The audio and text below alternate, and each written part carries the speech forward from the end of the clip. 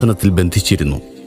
1928 September 20 കന്നിമാസം 5-ാം തീയതി ശുക്ലഷഷ്ടി വ്യാഴാഴ്ച ഉച്ചകഴിഞ്ഞ് 3:30 ശിവഗിരി വൈദിക മഠത്തിലെ കിടക്കയിൽ ബ്രഹ്മചൈതന്യ സ്വരൂപനായിരിക്കുന്ന ആ മഹാഗുരുവിൻ്റെ തിരുസന്നിധിയിലുണ്ടായിരുന്ന തൃപ്പാദ ശിഷ്യന്മാർ ഉപനിഷത്ത് സാരസർവസ്വമായ ദൈവദശകം ആലാപനം ചെയ്തു തുടങ്ങി.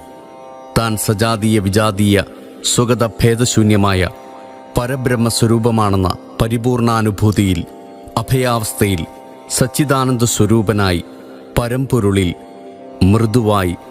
മൃദുവായി അമർന്നുകൊണ്ടിരുന്ന ആ ജീവൻ മുക്തൻ്റെ തിരുസന്നിധാനത്തിൽ ശ്രീ ധർമ്മതീർത്ഥ സ്വാമികൾ, സുഗുണാനന്ദഗിരി സ്വാമികൾ, അച്യുതാനന്ദ സ്വാമികൾ, നരസിംഹസ്വാമികൾ തുടങ്ങിയ ശിഷ്യന്മാരും ബ്രഹ്മചാരികളും ചേർന്ന് തൃപ്പാദവിരചിതമായ ദിവ്യസ്തോത്രങ്ങൾ ഈണത്തിൽ ഭക്തിനിർഭരമായി ആലാപനം ചെയ്തുകൊണ്ടിരുന്നു.